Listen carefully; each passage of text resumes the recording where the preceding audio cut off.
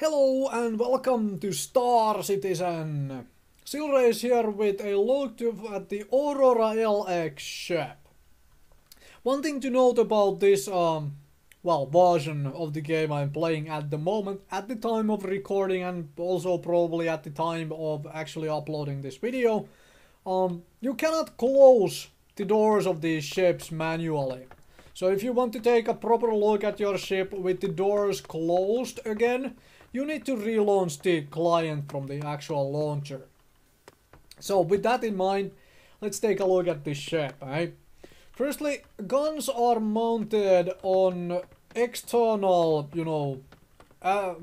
parts of the ship. They're not mounted directly onto the actual infrastructure, onto the actual hull of the ship. This is an external little piece of a wing or mount for the weapon, which well, I am always a little hesitant at, because this does not seem for let's assume this is a projectile weapon. The where does the recoil go? Like, where is the recoil dampening going to happen on this thing? And secondly, it can be, the whole thing can be blown off pretty easily when it's this kind of a simple mount. Someone happens to hit you right here in the middle and the whole weapon is off. So I never can, well, rather I can never really agree with this kind of design. Another big thing to note about this ship is that there are no wheels in the landing gear. The landing gear is actual flat landing gear. That means that we will have to have either vertical, takeoff and landing, or this whole thing needs to only exist in a vacuum where it does not need a runway to get off the ground, if it doesn't have vertical liftoff and landing. And looking at the design here, as I'm trying to find, these two are probably the exhausts for the engine itself, right? Because that makes sense. This thing here is not connected to anything. What the heck is its purpose? Is this like a maneuvering thing to allow you to but what? That makes no sense whatsoever. Maybe it is a maneuvering thruster only. I mean, just like the outsides of these things here, it might be a maneuvering thruster helping you to turn and, either pitch up and down. That's the thing to do. And these would help you turn left and right. And these would be the actual thruster for forward motion. The exhausts for them. With this kind of exhausts, cooling might be a little bit of an issue. And also, well, I assume that is the big cooling panel, so it's supposed to cool it on the way, the exhaust.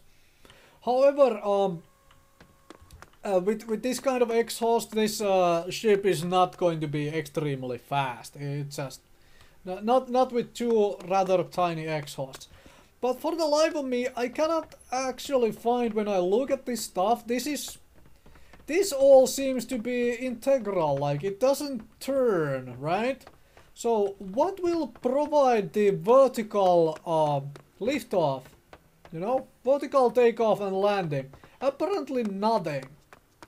So I guess this thing has to be only used in a vacuum, right?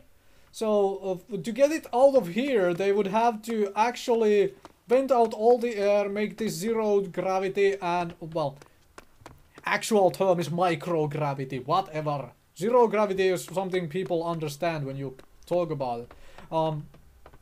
So this would have to be turned into a vacuum to get this thing off. Otherwise you will have massive freaking, breakage in the floor if you try to, just horizontally thrust this thing out of here. But let's take a look at the inside of the ship, right? Let's go through from the door, which is not open.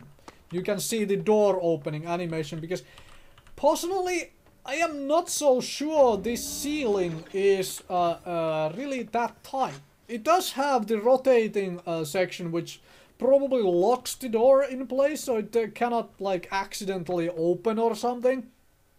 But I mean that would be the like make sense of it, you know, with these things showing into place when the door is like has rotated and locked in place. So you cannot, like, it doesn't manually open like that. Like, doesn't manually open in mid-flight. However, there is glass. It's probably not glass, but it's some other see-through material in the doors. This is a lesser ship if I ever seen one, because this is, simply put, this can be really, really extremely dangerous, right? Another thing is that I see no fire extinguisher anywhere. Are we going against safety regulations on this thing or what? I see no extra oxygen bottles or you know, supplies anywhere either.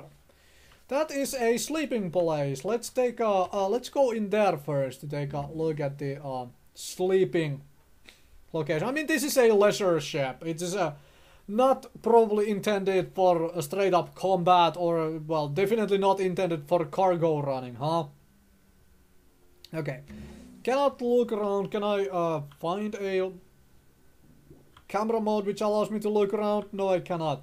That is a missile battery on top, actually. We are looking at the ship from the front to towards the aft of it. Okay. That's fine. Let's get out of here. So, oh, rubbing the eyes, had a nice sleep, I guess. At least it goes legs first, fantastic. Animation quality is pretty good right here. Thank you for that, it's fantastic to see. So, it's nice to have a ship where you can sleep, eh? But another big question is, where is the flight recorder, huh? Where is the flight recorder? Because, as with the... If you watch my Origin 300i, I also explained what usually happens with the flight recorder. It is typically it should be located in a place of the ship where you have to destroy majority of its infrastructure, like the actual hull and whatever needs to be really blown to bits for the flight recorder to be destroyed. Flight recorder, commonly known as black box. It's not actually black in color, but, well, people understand what you are talking about when you are talking about black box. Okay, let's take a look at instrumentation, shall we? Oh, so the chair does not turn in this one, so a little bit less of a... little bit more of a hassle to get in here. However, this is a very open cockpit. I quite like it for from the point of view of leisure flying, and being able to see below you like this, that actually reinforces the whole concept of, you know, having to be able to land this manually when you don't have wheels. So you know what you are attaching yourself to if your you know, all this stuff fails you, as in all the sensors and also all sorts of other things. Engine 1 and engine 2, fuel amounts, that is fantastic. Lots of nice detail. Do we have, oh yes, right in the middle up there is the you know, tilt meter and the which well, the thing which shows which way we are pitched, tilted, and bending, and all rotating. So that is an important screen right there. Another big issue with a cockpit like this, though, is how people and scientists have been talking about the fact that if you go faster than light, let's briefly talk about light speed here, because I actually have not dug in deep enough to find out what this game is going to be using, if anything, as a, you know, massive speed travel, warp speed, light speed, whatever. But the point of view is, once you go fast enough, even space should have particles which get in your way, and I very much doubt this kind of a, you know, well, entire see-through cockpit would survive a collision with anything. So at least there is that horizontal safety bar to prevent something from simply crashing through the middle right into the pilot. but your legs are still going to be mushed. So that might be a little painful. Okay. Let's get off the pilot seat, and this is universal animation. It actually makes sense for this particular ship even, because there were no other knobs and little things to touch. Let's get out of here. Whoop! Jump out. Huh?